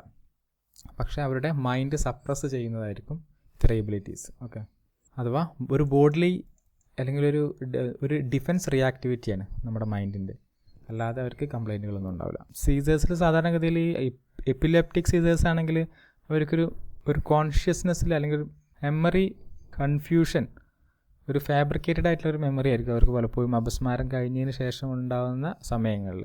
അവർക്ക് ആ ഒരു കുറഞ്ഞ സമയം എന്താണ് സംഭവിച്ചതെന്ന് കൃത്യമായിട്ട് അവർക്ക് പറയാൻ വേണ്ടി പറ്റില്ല. പക്ഷേ ഇവരെ സംബന്ധിച്ചിടത്തോളം അത്തരത്തിലുള്ള മെമ്മറി ആയിട്ടുള്ള പ്രോബ്ലംസ് ഒന്നും അവർക്ക് വരില്ല. കാരണം ഇവർ ആക്ച്വലി അൺഇൻറ്റൻഷനലി ഉണ്ടാക്കുന്ന സിംറ്റംസാണ്. ഓക്കെ, അതുകൊണ്ട് തന്നെ ഇവർക്ക് മെമ്മറി ഡെഫിസിറ്റ്സ് ഒന്നും കാണില്ല എന്നുള്ളതാണ്. ഓക്കെ, അത് വളരെ ഡ്രാമാറ്റിക്കാണ്, വളരെ നാടകീയമായിട്ടുള്ള സിംറ്റംസ് ആയിരിക്കും കാണിക്കുക. ഓക്കെ, ഇതിൻ്റെ DSM-4 criteria four diagnosis. Okay, ഞാൻ നേരത്തെ പറഞ്ഞ പോലെ 1 or more സിംറ്റംസ് സാധാരണഗതിയിൽ അവരെ ഡെഫിസിറ്റ്സ് ചെയ്യുന്ന, അവരെ വളണ്ടറി ആയിട്ടുള്ള മോട്ടോർ ആയിട്ടുള്ള അല്ലെങ്കിൽ സെൻസറി ഫങ്ഷനോ അല്ലെങ്കിൽ സ്യൂഡോ ന്യൂറോളജിക്കൽ ആയിട്ടുള്ള, ഞാൻ നേരത്തെ പറഞ്ഞ പോലെ എപ്പിലെപ്റ്റിക് സീസേഴ്സ് പോലെയുള്ള അല്ലെങ്കിൽ അതിനെ റീസംബിൾ ചെയ്യുന്ന രീതിയിലുള്ള സിംറ്റംസ് കാണിക്കും. അല്ലെങ്കിൽ മറ്റ് മെഡിക്കൽ കണ്ടീഷൻസിനെ പോലെയുള്ള സിംറ്റംസ് അവർ കാണിക്കും. പക്ഷേ ഇത്തരം മെഡിക്കൽ ഇവാലുവേഷനിൽ ഇവർക്ക് ഇതിനെ പ്രൂവ് ചെയ്യാൻ വേണ്ടി പറ്റില്ല. പിന്നെ സിംറ്റംസ് ഇൻറ്റൻഷനലി പ്രൊഡ്യൂസ് ചെയ്യുന്നതല്ല അല്ലെങ്കിൽ ഫേക്ക് ചെയ്യുന്നതല്ല എന്ന് നമ്മൾ ഉറപ്പുവരുത്തണം. അവരുടെ ബോധത്തോട് കൂടിയിട്ട് അവർ ഫേക്ക് ചെയ്യുന്ന സിംറ്റംസ് അല്ല എന്നുള്ളത് ഉറപ്പുവരുത്തണം. പിന്നെ നേരത്തെ പറഞ്ഞ പോലെ general medical conditions, for example മറ്റ് രോഗങ്ങൾ വരുമ്പോൾ ചിലപ്പോൾ ഡെഫിസിറ്റ്സ് വരും. ശരിക്കും സെൻട്രൽ നെർവസ് സിസ്റ്റത്തിൽ ഡാമേജ് വരുമ്പോൾ ചിലപ്പോൾ അവർക്ക് വിഷനോ അല്ലെങ്കിൽ ഡെഫ്നെസ്സിനൊക്കെ പ്രശ്നം വരും. അല്ലെങ്കിൽ സെൻസറി ഓർഗൻസിന് ഡെഫിസിറ്റ്സ് വരുമ്പോൾ നമുക്ക് കാഴ്ചശക്തിയൊക്കെ ചിലപ്പോൾ പോകും. അങ്ങനെയൊന്നും ഉണ്ടായിട്ടില്ല എന്ന് നമ്മൾ ഉറപ്പ് വരുത്തണം. അല്ലെങ്കിൽ മോട്ടോർ മൂവ്മെൻറ്റിന് നമുക്ക് സംതിങ് ലെഗ്സിനൊക്കെ എന്തെങ്കിലും ഡാമേജ് പറ്റുകയോ അല്ലെങ്കിൽ സെൻട്രൽ നെർവസ് സിസ്റ്റത്തിൽ മോട്ടോർ കോർട്ടക്സിൽ വരുന്ന ഡാമേജൊക്കെ ചിലപ്പോൾ നമ്മൾ മോട്ടോർ മൂവ്മെൻറ്റിനെ ബാധിക്കും അല്ലേ, ഇത്തരം വളണ്ടറി മൂവ്മെൻറ്റിനെ ബാധിക്കും. അപ്പോൾ അതിലൊന്നും ഡെഫിസിറ്റ്സ് ഇല്ല, അതൊക്കെ ഓക്കെ ആണെന്നുള്ളത് മെഡിക്കൽ ഇവാലുവേഷനിലൂടെ നമ്മൾ ഉറപ്പ് വരുത്തിയിട്ടും ഇങ്ങനെ കാണിക്കുന്ന സിംറ്റംസിനെ നമുക്ക് ഡയഗ്നോസ് ചെയ്യാൻ പറ്റുള്ളൂ. ഓക്കെ, അല്ലെങ്കിൽ നേരത്തെ നമ്മൾ എല്ലാ ഡയഗ്നോസിലും പറയുന്ന കാര്യമാണ് ഈ സബ്സ്റ്റൻസ് ഒക്കെ യൂസ് ചെയ്തിട്ടുണ്ടാകുന്ന റിയാക്ഷൻ ഉണ്ടല്ലോ, അതെല്ലാം എന്നൊക്കെ ഉറപ്പ് വരുത്തണം. ഓക്കെ, അതുപോലെ തന്നെ ഇത്തരം സിംറ്റംസ് കൊണ്ട് ക്ലിനിക്കലി സിഗ്നിഫിക്കൻ്റ് ആയിട്ടുള്ള ഡിസ്ട്രസ്സും ഫങ്ഷണൽ ഇമ്പയർമെൻറ്റ്, സോഷ്യൽ, ഒക്യുപ്പേഷണൽ, മറ്റ് അതർ ഇമ്പോർട്ടൻറ്റ് ഏരിയാസ് ഓഫ് ഫങ്ഷനിങ്ങിൽ പ്രശ്നങ്ങളും ഉണ്ടാവും അവർക്ക് എന്നുള്ളതാണ് മനസ്സിലാക്കുക. അഥവാ അവർക്ക് സബ്ജക്റ്റീവ്ലി ഡിസ്ട്രസ് ഉണ്ടാവും ഈ ഒരു സിംറ്റംസ് കാണിക്കുന്നുണ്ട് എന്നുള്ളതാണ് പറയുന്നത്. അതുപോലെ തന്നെ മറ്റു സെക്ഷൽ ഡിസ്ഫങ്ഷൻ അല്ലെങ്കിൽ മറ്റു സൊമാറ്റൈസേഷൻ ഡിസോർഡർ ഇതിൻ്റെ ഒന്നും അക്കൗണ്ടിൽ വരാനും പാടില്ല. ഓക്കെ, അപ്പോൾ അതും കൂടി നോക്കണം. സൊമാറ്റൈസേഷൻ ഡിസോർഡർ ആണോ നോക്കണം. അതാണെങ്കിൽ അതാണ് ഡയഗ്നോസ് ചെയ്യേണ്ടത്. ഇപ്പോൾ ഈ ഡയഗ്നോസ് ചെയ്യുമ്പോൾ ഏറ്റവും കൂടുതൽ സിംറ്റംസ് ഏത് ഡിസോർഡറിലാണ് കാണിക്കുന്നത് ആ ഒരു സിംറ്റംസ് ആയിട്ടായിരിക്കും ഡയഗ്നോസ് ചെയ്യപ്പെടുന്നത്. ഓക്കെ, ഇവരുടെ ട്രീറ്റ്മെൻറ്റ് എന്ന് പറഞ്ഞാൽ ബിഹേവിയറൽ അപ്രോച്ചിലൂടെ ഇവർക്ക് നമുക്ക് കൃത്യമായിട്ട് റീഇൻഫോഴ്സ്മെൻറ്റ് കൊടുത്ത് ഒരു ഷേപ്പ് ചെയ്തെടുക്കാൻ പറ്റും ഇവരുടെ പല ബിഹേവിയേഴ്സും, അല്ലെങ്കിൽ നഷ്ടപ്പെട്ടുള്ള പല ബിഹേവിയേഴ്സും റീഇൻഫോഴ്സ്മെൻറ്റിലൂടെ റിവാർഡ് കൊടുത്തിട്ട് എന്ത് ചെയ്യാം, ഇവരെ ട്രെയിനിങ്ങിലൂടെ ഒപ്പം തന്നെ ഫിസിക്കൽ എക്സസൈസിലൂടെ ഒക്യുപ്പേഷണൽ തെറാപ്പിയിലൂടെ മാറ്റിയെടുക്കാൻ വേണ്ടി പറ്റുമെന്നുള്ളൂ. ഒപ്പം തന്നെ ഹിപ്നോസിസ് അഥവാ മൈൻഡിൻ്റെ കോൺഷ്യസ്നെസ്സിനെ, സജസ്റ്റബിലിറ്റിയുടെ മൈൻഡ് കോൺഷ്യസ്നെസ്സിനെ യൂട്ടിലൈസ് ചെയ്തിട്ട് ഹിപ്നോസിസ് ചെയ്തിട്ട് ഇവരുടെ മീൻസ് സൈക്കിക് കോൺഫ്ലിക്റ്റിനെ റെഡ്യൂസ് ചെയ്യാൻ വേണ്ടി പറ്റും. അഥവാ ഇത് ഒരു ഗിൽറ്റി ആയിട്ടുള്ള ഫീലിംഗ് ആയിരിക്കുമല്ലോ, അപ്പോൾ ആ ഗിൽറ്റി ഫീലിങ്സ് ഇല്ലാതാക്കാനുള്ള അപ്രോച്ചും കൂടി ചെയ്യുന്നുണ്ട്. ഫ്രോയിഡൊക്കെ ചെയ്തിട്ടുണ്ടായിരുന്നത് ഫ്രീ അസോസിയേഷനും ഹിപ്നോസിസുമാണ്. ഫ്രീ അസോസിയേഷനിലൂടെ അഥവാ അവർക്ക് ബോധത്തിൽ വരുന്ന കാര്യങ്ങളെക്കുറിച്ചൊക്കെ എക്സ്പ്രസ് ചെയ്യാൻ വേണ്ടി പറയും. അപ്പോൾ അവരതിനെക്കുറിച്ചൊക്കെ പറയുന്നതിലൂടെ അവരുടെ ഡ്രീംസൊക്കെ അനാലിസിസ് ചെയ്തിട്ടാണ് ഫ്രോയിഡിൻ്റെ കാരണം കണ്ടെത്തിയിട്ടുണ്ടായിരുന്നത്. എന്നിട്ട് ഹിപ്നോസിസിലൂടെ അതിൻ്റെ ഇൻറ്റൻസിറ്റി, ആ ഗിൽറ്റി ഫീലിങ്ങിൻ്റെ ഇൻറ്റൻസിറ്റി കുറക്കാൻ വേണ്ടിയിട്ട് അദ്ദേഹം സജഷൻ കൊടുക്കുകയാണ് ചെയ്തിട്ടുണ്ടായിരുന്നത്. ഓക്കെ, ഈ ഒരു ഡിസോർഡറിനെ കുറിച്ച് മെഡിക്കൽ കമ്മ്യൂണിറ്റിയിൽ ഒരുപാട് അവയർനെസ് ഉണ്ട്. അതുകൊണ്ടാണ് ഇന്ന് നമുക്ക് ഈ ഡിസോർഡറിൻ്റെ എണ്ണം കുറയാൻ വേണ്ടി കാരണമായിട്ടില്ല. കാരണം മിലിറ്ററിയിലൊക്കെയാണ് ഏറ്റവും കൂടുതൽ ഉണ്ടായിട്ടുണ്ടായിരുന്നത്. പക്ഷെ അവിടെയൊക്കെ ഇന്ന് സൈക്കോളജിക്കലായിട്ടുള്ള നമുക്കറിയാലോ DRDO ഒക്കെ റിസർച്ച് ചെയ്യുന്നുണ്ട് അല്ലെ, ഡിഫൻസ് ഇൻസ്റ്റിറ്റ്യൂട്ടുകളൊക്കെ. അത്തരം സൈക്കോളജിക്കൽ റിസർച്ചുകളൊക്കെ തന്നെ മിലിറ്ററി മേഖലയിലൊക്കെ തന്നെ വരാൻ തുടങ്ങി. അതുകൊണ്ടാണ് കുറയാൻ കാരണം. ഈ ലോകമഹായുദ്ധ സമയത്ത്, വേൾഡ് വാറിൻ്റെ സമയത്ത് ഒരുപാട് പേർക്ക് ഇങ്ങനെ വരികയും മിലിറ്ററിയിൽ തന്നെ സൈക്കോളജിസ്റ്റുകളെ നിയമിക്കുകയും അല്ലെങ്കിൽ മെൻ്റൽ ഹെൽത്ത് പ്രൊഫഷണൽസിനെ നിയമിക്കുകയൊക്കെ ഉണ്ടായിട്ടുണ്ട് സെക്കൻഡ് വേൾഡ് വാറിൻ്റെ ഒക്കെ സമയത്ത്. ഓക്കെ, അപ്പോൾ ഇത് മെഡിക്കൽ കമ്മ്യൂണിറ്റിയിൽ നല്ല ഇതിനെക്കുറിച്ച് അവയർനെസ് ഉണ്ട്. അതുകൊണ്ട് തന്നെ ഇത് കുറയാൻ വേണ്ടിയിട്ട് കാരണമായിട്ടുണ്ട്. അടുത്തൊരു കണ്ടീഷനാണ് ബോഡി ഡിസ്മോർഫിക് ഡിസോർഡർ. ഓക്കെ, അതായത് നമ്മുടെ ഒരു ബോഡിയിലെ സ്പെസിഫിക് ആയിട്ടുള്ള ഒരു സെർട്ടൻ പാർട്ടിൽ കൂടുതൽ അറ്റൻഷൻ കൊടുത്തിട്ട്, അല്ലെങ്കിൽ അവിടെ ബോഡി കൺസേൺ ആയിട്ടുള്ള ആൾക്കാരാണ്, അവിടെ സംതിങ് ഡെഫിസിറ്റ്സ് ആണ്, അല്ലെങ്കിൽ അതിൻ്റെ ഷേപ്പിലൊക്കെ പ്രശ്നമുണ്ട്. ഫോർ എക്സാമ്പിൾ നമ്മുടെ ബോഡിയിലുള്ള ഇപ്പോൾ ഫേസിലൊക്കെ നമ്മൾ നോക്കിയിട്ട് ഫേസിലെ ഇന്നൊരു ഭാഗം കുറച്ച് കോടിയിട്ടാണ് ഇരിക്കുന്നത്, അല്ലെങ്കിൽ ചെവി കുറച്ച് കൂർത്തിട്ടാണ് ഇരിക്കുന്നത്, ഇങ്ങനെയൊക്കെ തോന്നുന്നൊരു പ്രശ്നമാണ് ബോഡി ഡിസ്മോർഫിക് ഡിസോർഡർ. അത് ഫേസിൽ മാത്രമല്ല ബോഡിയുടെ ഏത് പാർട്സിലും വരും.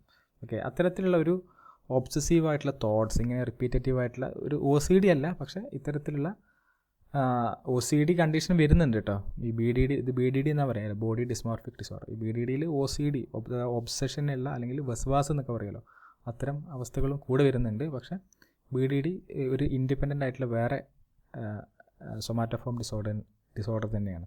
ഇതിൽ പ്രധാനമായിട്ടും അവരുടെ ബോഡി പാർട്സിൽ സംതിങ് അവർ ഇമേജിൻ്റെ ആയിട്ടുള്ള, അല്ലെങ്കിൽ അവർ പെർസീവ് ചെയ്യുന്നത് അവിടെ ഒരു ഇംപെർഫെക്ഷൻ ആയിട്ടുള്ള രീതിയിലായിരിക്കും. ഓക്കെ, അല്ലെങ്കിൽ ഒരു അഗ്ലി ആയിട്ടുള്ള ഒരു അപ്പിയറൻസ് ആയിരിക്കും അവർ ബോഡിയിലെ ഏതെങ്കിലും ഒരു പാർട്സിൽ വരുന്നത്. അതുകൊണ്ട് തന്നെ ഇവർക്ക് സിഗ്നിഫിക്കൻ്റ് ആയിട്ടുള്ള ഡിസ്ട്രസ്സ്, അല്ലെങ്കിൽ അവരുടെ ഫങ്ഷണൽ ഇമ്പയർമെൻറ്റ്, ഒക്യുപ്പേഷണൽ ഫങ്ഷനിങ്ങിലൊക്കെ തന്നെ ഇമ്പയർമെൻറ്റ് വരും എന്നുള്ളതാണ്. സാധാരണഗതിയിൽ നമുക്കറിയാം, എപ്പോഴും കണ്ണാടിയിലൊക്കെ നോക്കി നിൽക്കുന്ന ആൾക്കാർ അല്ലേ, അവരെപ്പോഴും നമ്മൾ രണ്ട് രീതിയിൽ കണ്ണാടിയിൽ നോക്കും. ഒന്ന് നമ്മുടെ ജസ്റ്റ് ഒരു ഫേസ് അപ്പിയറൻസ് മനസ്സിലാക്കാൻ വേണ്ടിയിട്ട് ജസ്റ്റ് ഒരു കണ്ണാടിയിൽ നോക്കും. ഒരുപാട് സമയം ഇങ്ങനെ ഒരുപാട് സമയം കണ്ണാടിയിൽ നോക്കുന്ന ആൾക്കാരുണ്ടല്ലേ, കുറച്ചധികം ബ്യൂട്ടി കോൺഷ്യസ് ആയിട്ടുള്ള ആൾക്കാർ. ബ്യൂട്ടി കോൺഷ്യസ് ആവുന്നതിൽ കുഴപ്പമില്ല, പക്ഷേ ഏതെങ്കിലും ഒരു ബോഡി പാർട്ടിന്, എൻ്റെ മുഖത്തുള്ള ഏതെങ്കിലും ഒരു പാർട്ടിന് ഒരു ഡെഫിസിറ്റ്സ് ഉണ്ട് എന്ന രീതിയിലാണ്, അല്ലെങ്കിൽ ബോഡിയിൽ മറ്റു ലോവർ ബോഡി പാർട്സിലൊക്കെ ഒരു ഡെഫിസിറ്റാണ്, അതൊരു അഗ്ലി ആയിട്ടുള്ള ലുക്കാണ് എന്ന് തോന്നിയിട്ട് വീണ്ടും അവിടെ തന്നെ നോക്കി അതിനെ എക്സാജറേറ്റ് ആയിട്ട് കാണുന്ന, അങ്ങനെ ഒരു പെർസെപ്ഷനിൽ ഒരു ഡെഫിസിറ്റ് ഉള്ള രീതിയിൽ കാണുന്നതാണ് ബോഡി ഡിസ്മോർഫിക് ഡിസോർഡർ എന്ന് പറഞ്ഞാൽ. അത് പലപ്പോഴും നമുക്ക് ഡിസ്ട്രെസ് ഉണ്ടാക്കും എന്നുള്ളതാണ്. ഇത്തരം കണ്ടീഷനിൽ അവർ പലപ്പോഴും ഫങ്ഷണൽ ഇമ്പയർമെൻറ്റ് വരുന്നത് പലപ്പോഴും അവർ ഒറ്റയ്ക്കിരിക്കും, അല്ലെങ്കിൽ അവരുടെ റൂമിൽ മാത്രമായിട്ട്, വീട്ടിൽ മാത്രമായിട്ട് ഒതുങ്ങിയിരിക്കും. കാരണം പുറത്ത് കാണുമ്പോൾ അവരുടെ ഈ ബോഡി ഇംപെർഫെക്ഷൻ അല്ലെങ്കിൽ ഒരു അഗ്ലി ആയിട്ടുള്ള ഈ ലുക്ക് കൊണ്ട് മറ്റുള്ളവർ അവരെ നെഗറ്റീവ്ലി ഇവാലുവേറ്റ് ചെയ്യുമോ എന്നുള്ള പേടി അവർക്കുണ്ടാവും, അല്ലെങ്കിൽ അവരെ നെഗറ്റീവ്ലി ഇവാലുവേറ്റ് ചെയ്യുമെന്നുള്ളത് കൊണ്ട് അവരെന്തെങ്കിലും പുറത്തിറങ്ങില്ല. ഓക്കെ, BDD ഏത് ബോഡി പാർട്ടിനും വരും, കൂടുതലായിട്ട് വരുന്നത് സ്കിന്നിനാണ്. കാരണം സ്കിന്നാണ് നമുക്ക് പുറത്തുള്ളവർക്ക് കൃത്യമായിട്ട് കാണാൻ പറ്റുന്നത് അല്ലേ. നമ്മുടെ സ്കിന്നിൽ പ്രധാനമായിട്ടും ഏകദേശം ഒരു 73-75% വരെ സ്കിന്നിലുള്ള ഇംപെർഫെക്ഷൻ ആയിരിക്കും ഇവർക്ക് ഫീൽ ചെയ്യുന്നത്. ഒപ്പം തന്നെ ഹെയർ അല്ലെങ്കിൽ നോസ്, ഐസ്, ഇങ്ങനെയുള്ള വ്യത്യസ്ത ഏരിയാസിൽ വരും. അപ്പോൾ തന്നെ മെയിൽസിലും ഫീമെയിൽസിലും, ഇപ്പോൾ ഫീമെയിൽസിൽ അവരുടെ ബ്രസ്റ്റ് ഇങ്ങനെയുള്ള ഭാഗങ്ങളിൽ അവർക്കൊരു ഇംപെർഫെക്ഷൻ ഫീൽ ചെയ്യുന്നുണ്ടാവും. അത് സ്റ്റൊമക്കിൽ ഒരു ഇംപെർഫെക്ഷൻ ഫീൽ ചെയ്യുന്നു, അല്ലെങ്കിൽ അവരുടെ ഫേസിൻ്റെ ഷേപ്പ് ഒരു സിമ്മട്രിക്കലായിട്ടുള്ള ഫേസ് അല്ല എന്ന് അവർക്ക് തോന്നുന്നുണ്ടാവും. അല്ലെങ്കിൽ ചിലർക്ക് തോന്നുന്നുണ്ടാവും എൻ്റെ ഫേസ് അമിതമായിട്ട് നീളം കൂടിയതാണെന്നുള്ള ഫീലിംഗ് ഉണ്ടാകും. അല്ലെങ്കിൽ ചിലർക്ക് തോന്നുന്നുണ്ടാവും അതൊരു ഇറഗുലർ ആയിട്ടുള്ള ഷേപ്പാണ്. സിമ്മട്രിക്കൽ ഫേസ് എന്ന് പറയുമല്ലോ, കാരണം ഫേസിൻ്റെ രണ്ട് ഭാഗവും ഒരേ ഷേപ്പിലുള്ളത്, അല്ലാതെ സിമ്മട്രിക്കലായിട്ടുള്ള ഇറഗുലാരിറ്റി ഉണ്ട് എന്നുള്ള തോന്നൽ, പെർസെപ്ഷനായിരിക്കും. അവർ യഥാർത്ഥത്തിൽ ഒബ്ജക്റ്റീവ്ലി വേറെ ആളോട് നോക്കാൻ പറയുമ്പോൾ അവർ ഓക്കെ എന്നാ പറയുള്ളൂ. പക്ഷേ ഈ ആൾക്ക് ചെറിയൊരു സിംറ്റം, വളരെ മൈനറായിട്ടുള്ള, മറ്റുള്ളവർക്ക് നോട്ടീസ് പോലും ചെയ്യാൻ പറ്റാത്ത ചെറിയ ഡെഫിസിറ്റ്സ് ആയിരിക്കാം. ഓക്കെ, പക്ഷെ അത് ഇവരിതിനെ പേഴ്സീവ് ചെയ്യുന്നത് വളരെ അധികമായിട്ടുള്ള രീതിയിൽ പേഴ്സീവ് ചെയ്യും. ഓക്കെ, അതുകൊണ്ട് തന്നെ ഇവരുടെ അടുത്തുള്ള സുഹൃത്തുക്കളോട്, അവരുടെ ഫ്രണ്ട്സിനോടൊക്കെ അവർ ഫ്രീക്വൻ്റ്ലി ഇതിങ്ങനെ ചോദിച്ചുകൊണ്ടിരിക്കും, ആ ഒരു പാർട്സിനെ കുറിച്ച്. ഇപ്പോൾ അത് കാണുന്നുണ്ടോ അങ്ങനെയൊക്കെ അവർ ചോദിക്കും. അല്ലെങ്കിൽ ഇത് അപ്പിയറൻസ്, അല്ലെങ്കിൽ ഈ ഒരു അപ്പിയറൻസ് ബോറാണോ, അങ്ങനെയൊക്കെ അവർ ചോദിക്കും. അപ്പോൾ സ്വാഭാവികമായിട്ട് അവരല്ലാന്നായിരിക്കും പറയില്ല. അപ്പോൾ അവർ താൽക്കാലികമായിട്ടുള്ള ഒരു റിലീഫ് അവർക്ക് കിട്ടും. പക്ഷേ അവർ തന്നെ ഫ്രീക്വൻ്റ്ലി എന്ത് ചെയ്യും, അവരുടെ അപ്പിയറൻസിനെ കുറിച്ച് ഇങ്ങനെ ചെക്ക് ചെയ്തിട്ടും, ഒപ്പം തന്നെ അതിനെക്കുറിച്ചുള്ള വെറിനെസ് അവർക്ക് വരും, അതിനെക്കുറിച്ചുള്ള ആങ്സൈറ്റി അവർക്കുണ്ടാവും. അവർ എക്സസീവ്ലി ഗ്രൂമിങ് ബിഹേവിയർ, അല്ലെങ്കിൽ അമിതമായിട്ടുള്ള മേക്കപ്പൊക്കെ ചെയ്ത് അവർക്ക് പെർസീവ് ചെയ്തിട്ടുള്ള, അല്ലെങ്കിൽ അവർ ഇമാജിനലി കാണുന്ന ആ ഒരു ഡിഫക്റ്റിനെ അവർ മറക്കാൻ വേണ്ടി ശ്രമിക്കും. അത് കുറച്ച് എക്സാജറേറ്റ് ആയിട്ട് കാണിക്കും. അപ്പോൾ അമിതമായിട്ട് മേക്കപ്പൊക്കെ ചെയ്യുന്ന ആൾക്കാരിൽ മേ ബി ഇങ്ങനൊരു ഡെഫിസിറ്റ്സിനെ മറക്കാൻ വേണ്ടി ചെയ്യുന്ന ആൾക്കാരുണ്ട്. നമ്മൾ ബോഡി കോൺഷ്യസ് ആവാം, പക്ഷേ ഇങ്ങനെയുള്ള രീതിയിൽ കോൺഷ്യസ് ആവുമ്പോൾ ശ്രദ്ധിക്കണം. ഓക്കെ, ഇനി DSM four criteria for body dysmorphic disorder ഞാൻ പറഞ്ഞ പോലെ preoccupation with imaginary defects, അല്ലെങ്കിൽ അവരുടെ ആ ഒരു അപ്പിയറൻസിൽ അവർക്ക് ഡിഫക്റ്റ് ഉണ്ട് എന്നതിൽ അവരുടെ തോന്നലിൽ അവർക്ക് ആങ്സൈറ്റി അല്ലെങ്കിൽ റീ ഒക്യുപ്പേഷൻ ഉണ്ടാവും. ഒപ്പം തന്നെ യഥാർത്ഥത്തിൽ ഒബ്ജക്റ്റീവ്ലി അങ്ങനെ ഒരു പ്രശ്നം അവർക്ക് ഉണ്ടാവില്ല, അത് നമ്മൾ ഡയഗ്നോസ് ചെയ്യുന്നുണ്ടാവും. ഒപ്പം തന്നെ ഇത് സിഗ്നിഫിക്കൻ്റ് ആയിട്ടുള്ള distress, impairment, functional occupational impairment ഉണ്ടാക്കും. പിന്നെ മറ്റു മെൻ്റൽ ഡിസോർഡറിൻ്റെ കേസിൽ ഇത് വരാൻ പാടില്ല. ഫോർ എക്സാമ്പിൾ അനോറക്സിയ നെർവോസ ഈറ്റിംഗ് ഡിസോർഡറാണ്, നമുക്കറിയായിരിക്കും. ഒരു ഈറ്റിംഗ് ഡിസോർഡറാണ് അനോറക്സിയ നെർവോസ. ഫോർ എക്സാമ്പിൾ അവർ വളരെ മെലിഞ്ഞിട്ടായിരിക്കും ഇരിക്കുന്നത്, പക്ഷെ അവർക്ക് തോന്നുന്നത് അവർ വളരെ ഫാറ്റി ആയിട്ടുള്ള ഒരു ലുക്കാണ് എന്നുള്ളതായിരിക്കും. അതുകൊണ്ട് തന്നെ അവർ ഭക്ഷണം റെസ്ട്രിക്റ്റ് ചെയ്യും, ഭക്ഷണം വളരെ കുറച്ച് ഭക്ഷണം മാത്രമേ കഴിക്കുള്ളൂ. അവർക്ക് തോന്നുന്നത് അവർക്ക് നല്ല ഫാറ്റി ആയിട്ടുള്ള ഒരു ലുക്കാണ് എന്നുള്ളതായിരിക്കും. ഓക്കെ, അപ്പോൾ അത് ആക്ച്വലി അവരുടെ ഒരു പെർസെപ്ഷൻ്റെ പ്രശ്നമാണ്. അവരുടെ ബോഡിയെ, അവരുടെ ഒരു ബോഡി ഇമേജ് അവർ പെർസീവ് ചെയ്യുന്നതിൻ്റെ ഒരു പ്രശ്നമാണ്. അവർ യഥാർത്ഥത്തിൽ മെലിഞ്ഞായിട്ടിരിക്കുന്നത് ഈ അമിതമായിട്ട് മോഡൽസിലൊക്കെ ഇൻഫ്ലുവൻസ് ആയിട്ടുള്ള ആൾക്കാരൊക്കെ ആയിരിക്കും, അങ്ങനെ ആക്ടേഴ്സിലൊക്കെയാണ് കൂടുതലായിട്ട് ഈ അനോറക്സിയ നെർവോസ കാണുന്നത്. ഈ അനോറക്സിയ നെർവോസയും BDDയും ഡിഫറൻ്റ് ആണ്, പക്ഷേ ഏകദേശം നമുക്ക് തോന്നുമ്പോൾ ഒരേ സിംറ്റംസ് ആയിട്ടൊക്കെ തോന്നും. ഓക്കെ, BDD അവർക്കൊരു ഇംപെർഫെക്ഷനാണ് ഫീൽ ചെയ്യുന്നത്, ഒരു ഇംപെർഫെക്ഷൻ അല്ലെങ്കിൽ ആ ബോഡിയുടെ ഒരു സ്പെസിഫിക് പാർട്ടിലൊരു ഡെഫിസിറ്റ്സ് ആണ് ഫീൽ ചെയ്യുന്നത്. ബട്ട് അനോറക്സിയയിൽ തോന്നുന്നത് ബോഡി ഫാറ്റ്നെസ് ആണ്, അല്ലെങ്കിൽ അമിതമായിട്ട് തടി കൂടിയിട്ടുള്ള ബോഡിയാണ് എന്നുള്ളൊരു ഫീലിംഗ് അവർ വരും. പക്ഷേ യഥാർത്ഥത്തിൽ അവർ വളരെ മെലിഞ്ഞിട്ട് അവർ കൃത്യമായിട്ട് ന്യൂട്രിയൻസ് പോലും അവർക്ക് ബോഡിയിൽ ഉണ്ടാവില്ല, അത്രയും മെലിഞ്ഞിട്ടായിരിക്കും അവർ. ഓക്കെ, മറ്റേത് പെർസെപ്ഷനിലാണ് പ്രശ്നം വരുന്നത്. മീൻസ് ബോഡി ഇമേജ് പെർസീവ് ചെയ്യുന്നതിലാണ് ഡെഫിസിറ്റ്സ് വരുന്നത് അനോറക്സിയയിൽ. ഓക്കെ, ഇത് ഞാൻ മറ്റ് ഡിസോർഡറിനെ പറഞ്ഞപ്പോൾ തന്നെയാണ് ഇതിൻ്റെ ഡാറ്റാസ് അക്യുറേറ്റ് ആയിട്ട് അവൈലബിൾ അല്ല. അതിൻ്റെ കാരണം ഈ BDD ഉള്ള ആൾക്കാർ ഒരിക്കലും അവരുടെ ഒരു ഡെഫിസിറ്റ്സ് അവരുടെ പെർസെപ്ഷൻ്റെ പ്രശ്നമാണ് അവർ അംഗീകരിക്കില്ല എന്നുകൊണ്ട് തന്നെയാണ് പലപ്പോഴും അവർ ഈ മറ്റു ബ്യൂട്ടി പാർലറുകളൊക്കെ പോയിട്ട് ആ ഡെഫിസിറ്റ്സിനെ മറക്കാൻ വേണ്ടിയിട്ട്, അല്ലെങ്കിൽ ആ ഡെഫിസിറ്റ്സ് ഇല്ല പക്ഷേ ആ ഇമാജിനഡ് ആയിട്ടുള്ള ഡെഫിസിറ്റ്സിനെ അവർ സാങ്കല്പികമായിട്ട് തോന്നുന്ന ആ ഡെഫിസിറ്റ്സിനെ അവർ മറക്കാൻ വേണ്ടിയിട്ടായിരിക്കും ശ്രമിക്കുന്നത്. അല്ലെങ്കിൽ അവർ ഇത്തരം സർജറികളൊക്കെ ചെയ്തിട്ട് അതിനെ ഡെഫിസിറ്റ്സിനെ മറക്കാൻ വേണ്ടിയിട്ട്, അല്ലെങ്കിൽ ആ ഇമാജിനഡ് ആയിട്ടുള്ള ഡെഫിസിറ്റ്സിനെ കുറക്കാൻ വേണ്ടിയിട്ടും, അല്ലെങ്കിൽ മറ്റു മേക്കപ്പുകളൊക്കെ യൂസ് ചെയ്തതിന് വളരെ ഗ്രൂമിംഗ് ആയിട്ട് നടക്കാനായിരിക്കും അവർ ശ്രമിക്കുന്നത്. പക്ഷേ 1 to 2% ജനറൽ പോപ്പുലേഷനിൽ ഉണ്ട് എന്നുള്ളതാണ് ഒരു സ്റ്റഡീസ് പറയുന്നത്. അപ്പോൾ തന്നെ മെൻസിലും വിമൻസിലും ഡിഫറെൻ്റ് ആണ്, പക്ഷേ ഡിഫറെൻ്റ് ഏരിയാസിലായിരിക്കും തോന്നുന്നത് എന്നുള്ളതാണ്. ഇപ്പോൾ മെൻസിൽ സാധാരണഗതിയിൽ അവരുടെ ജനൈറ്റലും അല്ലെങ്കിൽ അവരുടെ ബോഡി ബിൽഡിങ്, അവരുടെ ബോഡി ഷേപ്പിലൊക്കെ ആയിരിക്കും. സ്ത്രീകളെ സംബന്ധിച്ചിടത്തോളം അവരുടേതായിട്ടുള്ള, ഫോർ എക്സാമ്പിൾ അവരുടെ ഫേസിലൊക്കെ കൂടുതൽ ഇംപെർഫെക്ഷൻ ഫീൽ ചെയ്യുന്നത് ഫീമെയിൽസിനാണ്. അപ്പോൾ തന്നെ അവിടെ റെസ്റ്റ്, ഹിപ്സ് ഇങ്ങനെയുള്ള ഭാഗങ്ങളിലായിരിക്കും സ്ത്രീകൾക്ക് കൂടുതൽ വരുന്നത്.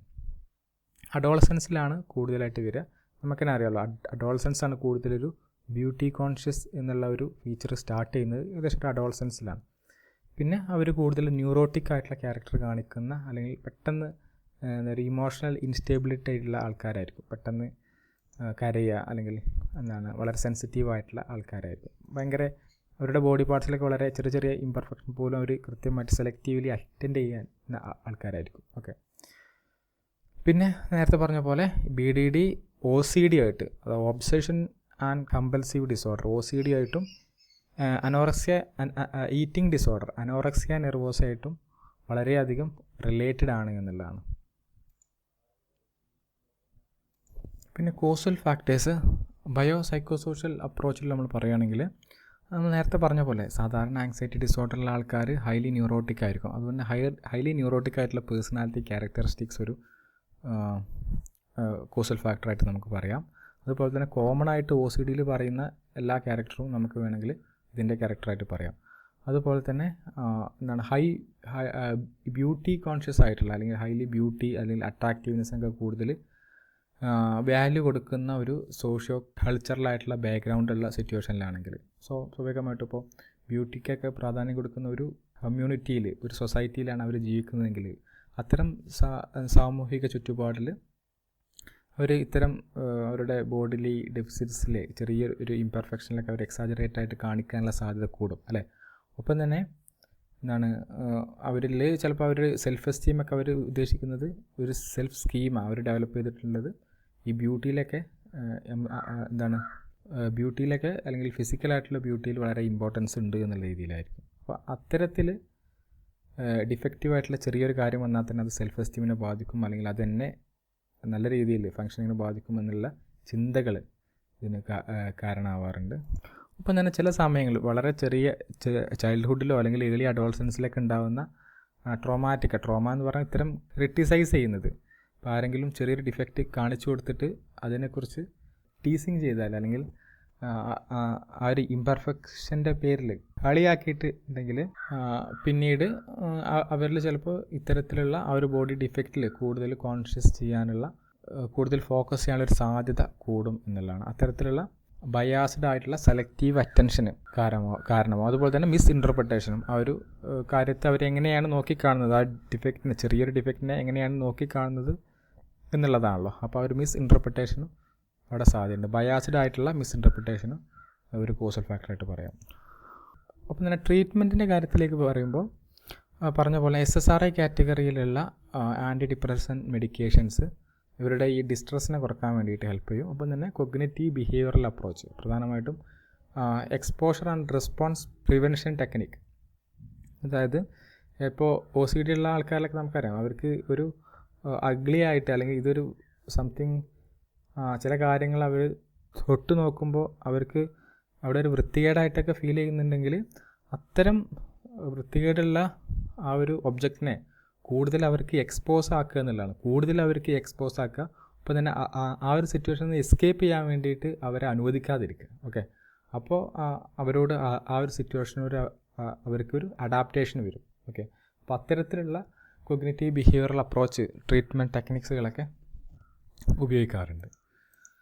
ഓക്കെ, ഒപ്പം തന്നെ മെഡിക്കേഷൻസ് നേരത്തെ പറഞ്ഞ ആൻറ്റി ഡിപ്രസൻ മെഡിക്കേഷൻസും യൂസ് ചെയ്യേണ്ടത് സബ്ജക്റ്റീവ് ഡിസ്ട്രെസ് കുറക്കാൻ വേണ്ടിയിട്ട് ഹെൽപ്പ് ചെയ്യും. ഒപ്പം തന്നെ REBT rational emotive behavioural therapy, ഇതിപ്പോൾ പലപ്പോഴും ഇത്തരം ഇപ്പോൾ ഫോർ എക്സാമ്പിൾ ബ്യൂട്ടിക്കൊക്കെ അമിതമായിട്ട് വാല്യൂ കൊടുക്കണം എന്നൊരു ഇറാഷണൽ ബിലീഫ് സാധാരണഗതിയിൽ നമുക്കറിയാം. ഫിസിക്കൽ ബ്യൂട്ടി എന്ന് പറഞ്ഞാൽ അതിൽ നമ്മുടെ ലൈഫ് ഡിറ്റർമൈൻ ചെയ്യുന്നതിൽ വലിയ കാര്യമൊന്നുമില്ല അല്ലേ.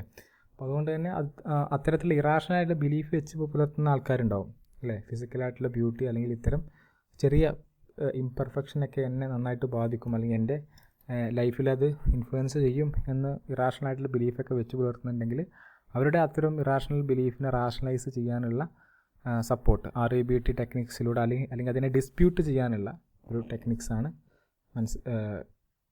അപ്ലൈ ചെയ്യേണ്ടത് എന്നുള്ളതാണ്. ഇതാണ് ഈ 3 ഡിസോർഡറും ഒപ്പം തന്നെ അതിൻ്റെ ഡീറ്റെയിൽസും നമ്മൾ പറഞ്ഞത്.